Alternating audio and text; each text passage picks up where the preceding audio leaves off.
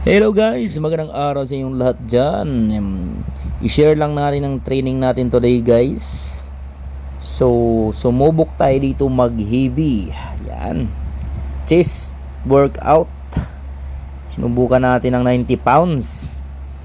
Dito sa Gym Heads Patiros. Share out sa mga gym rat dyan sa Gym Heads. Napakasipag nyo mga guys. So, consistent lang and discipline. Yan. So dito guys, para na ako nanginginig dyan.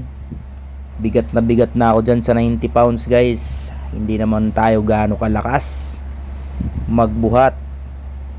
Mahinang nilalang lang tayo guys. Yan. So naka 8 reps tayo dito guys. Pang 4 set na pala natin to mga idol. Yan. Kinaya pa rin natin kahit sobrang bigat.